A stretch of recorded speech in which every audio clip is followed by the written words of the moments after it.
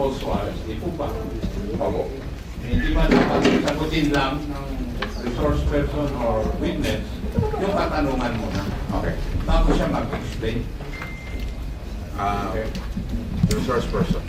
Okay. Thank you for the reminder, Congressman Hapon, sir. And to the members of this committee, I feel, and it is my right to state before this committee and the August Chamber of Congress, that this committee is not above the law. No one in government is above the law. We are a government of laws. I am protected under the SOTO law. I have the constitutional right. I requested per record that I may be given competent advice and assistance of a legal counsel, and such right is guaranteed by the Constitution. And such right is also stipulated clearly in Section 12 of the Governing House Rules pertaining to committee hearing and conduct of investigation. And even if I am not in a court trial, the right to seek out counsel advice and assistance from a counsel is a part of principle of due process, a principle guaranteed by the Constitution. And I believe before I answer any further question, may I manifest respectfully and humbly before this committee that all the statements, even after under oath, in the absence of competent legal advice and assistance previously, may be granted to be stricken off the record because I believe my constitutional rights were violated. Point of order. Yes, Honorable. The answer manifestation of Mr. Celis is out of order. He is out of order because you cannot dictate in this house and you cannot move. Only members that you ask members of this house. Yes, I am explaining. No, I am not moving. no, your manifestation is out of order. I am Do requesting. not lecture us No, I am about not the rules lecturing. of this. I am standing up for my right. I am standing up for my right. Remember, we might cite you in contempt. Then so be it. Your Honor. You challenge us? Yes. Okay.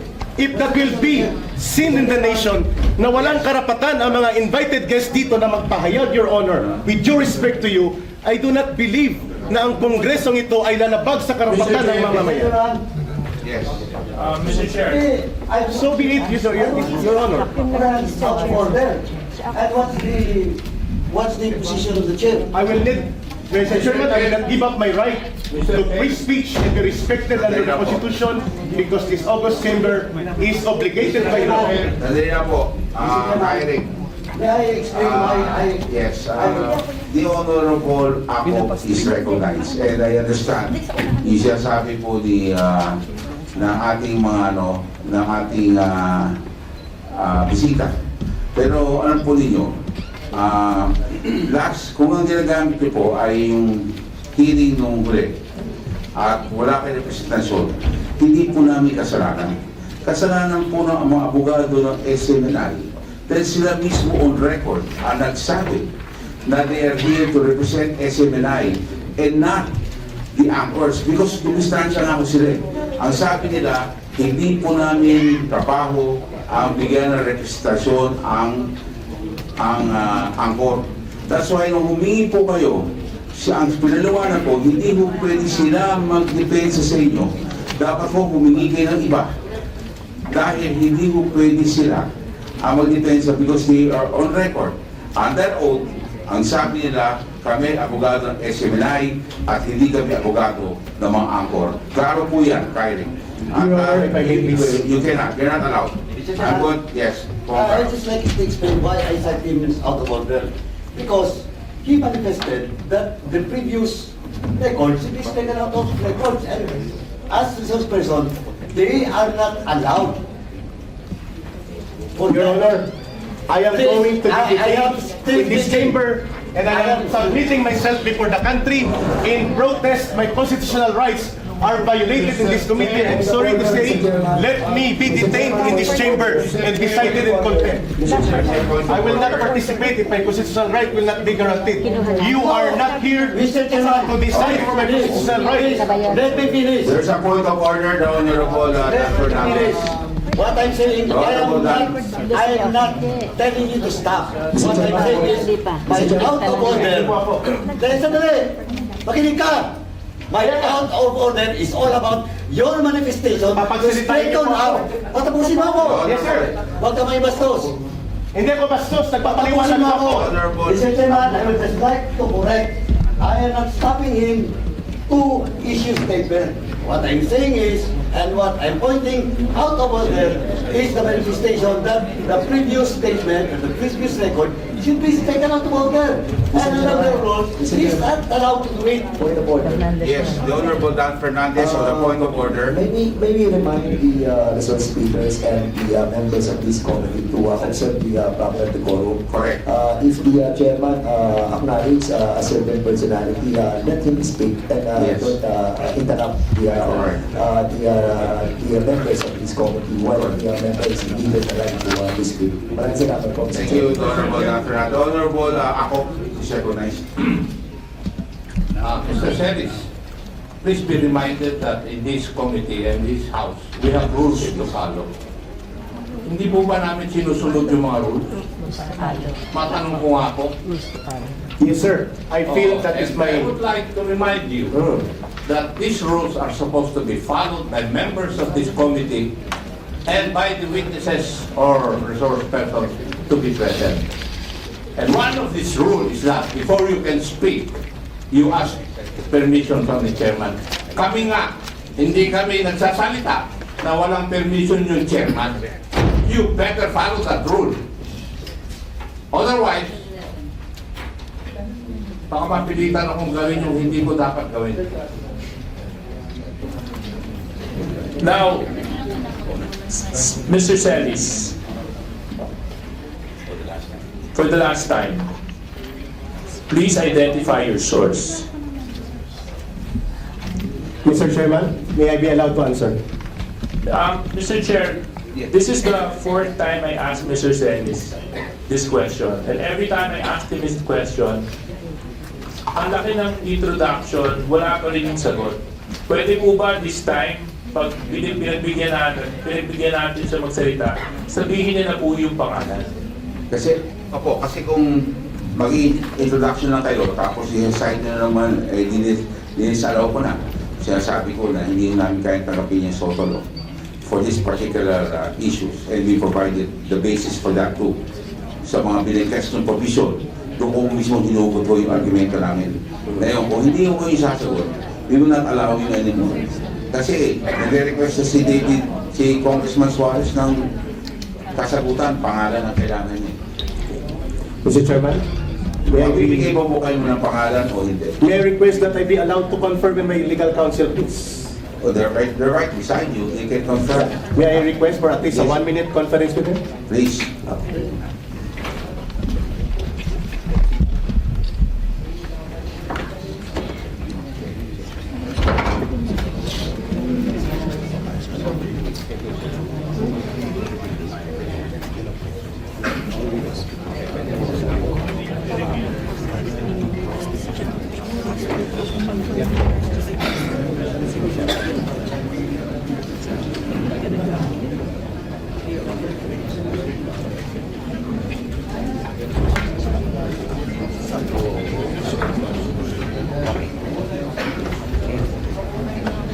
Mr. Chairman, may I be recognized again, please? Okay, please proceed. 1 minute lang siguro. In our constitutional democracy, only the courts can interpret the laws, not Congress. Okay. So I will not answer that question because I believe Congress does not have the right to interpret laws. Okay. It is with Congress to pass laws but not to interpret. Salamat po. I take back my statements previously. Mr. Chair, Okay, then the Honorable 𝚤𝚌𝚑 is recognized. Mr. Chair, in the sense of fairness, since we really want to know the source, para malaman natin kung ano talaga yung pinagkakalat nito, would we allow Mr. Celis, Erick, to reveal the source in executive session? Would the chair allow? Yes, Erick. It's an executive session, an option for you. It's an executive session, an option for you.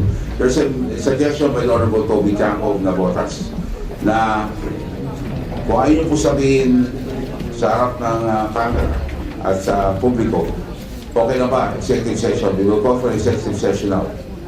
Para lahat ho ng options ay binigay na po namin sa inyo. Erick. That would be very dangerous for other media practitioners present here because it will create a very dangerous and negative precedence on the protection of source provided by law. I will refuse it. Your Honor, Salamat po. Mr. Chair, the Honorable Toby Campo still recognized for a follow-up question. No, I just wanted to manifest that the reason that we're suggesting an executive session is to show na tayo naman, hindi naman tayo, na binibigyan natin siya ng pagkakataon na i-reveal. Kung talagang gusto niya pangalagaan, at least an executive session. But it seems ayaw niya pa rin po, Mr. Chair. Mr. Chair, it is very clear that Mr. Celis does not want to answer the question to reveal the source, whether in this inquiry or in this executive session. So therefore, Mr. Chair, under Section 11, the power to contempt, letter E, grounds for contempt is for a resource person refusal to answer any relevant inquiry. Actually, Mr. Chair, Mr. Celis has already violated two provisions of Section 11. The first one, acting in a disrespectful manner, and the second one, which is very more important rather, is his refusal to answer the question in a relevant inquiry. On this note, Mr. Chair, I move to contempt, to cite for contempt Mr. Celis for on these two grounds under Section 11. So move, Mr. Chair. There's a motion. Second the motion. There's a second. Any objections? There's a motion, duly seconded. Any objections from any member of this committee? There being no objections, on a unanimous vote, the Erick is cited for Mr. Chairman, contempt. And ask the Sergeant of Arms to please take on. Mr. Chairman. Can we request the Sergeant at Arms to practice his responsibility after the hearing? Because there's still other details. Mr. Chair, point of order. Yes, the point of order, the Honorable. The motion was for Mr. Celis to be cited in contempt. And I think there's supposed to be a second motion. There was a second. Yeah. No, the motion should be for him to be detained. Where? Because under our law, the contempt of the committee shall be deemed contempt of the House. The person cited in this section may, upon order of the committee, be detained in such place as the chairperson or acting chairperson they designate. In other words, we have to decide where to detain him and for how long, Mr. Chair. That's supposed to be the second motion.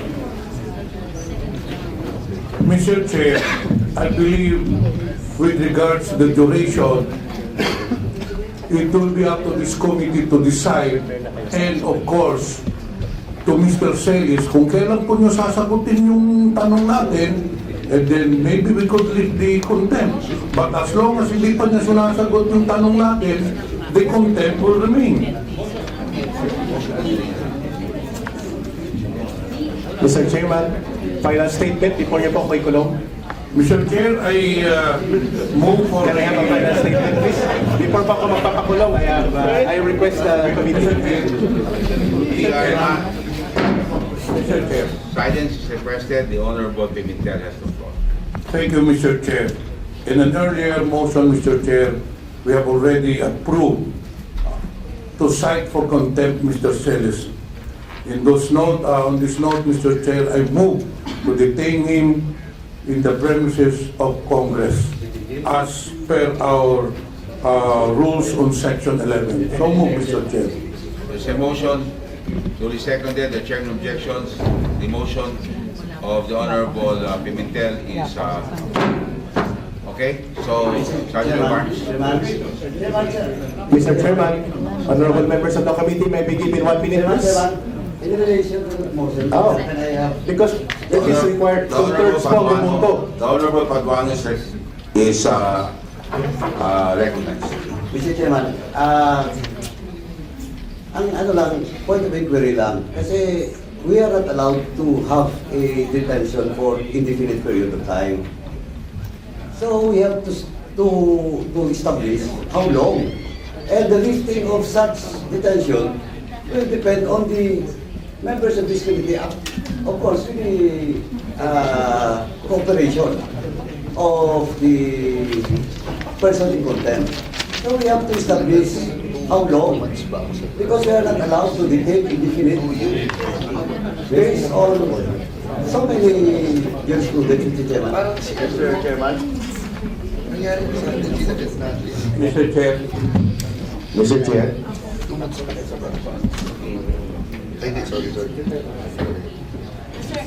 Mr. Chair, The Honorable Ako recognized. yes, there's a decision by the Supreme Court that we cannot detain a person indefinitely.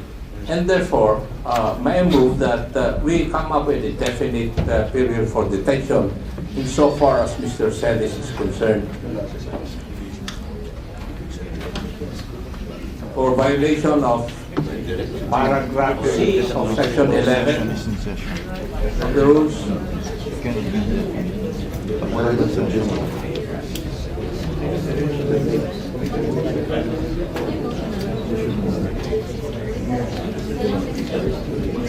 The Honorable Ako, would you like to make a motion? May I move that Mr. Celis be detained for being cited in contempt for violation of section 11, paragraph C, refusal to answer any relevant inquiry by the members of this committee for a period of 30 days. Mr. Chairman.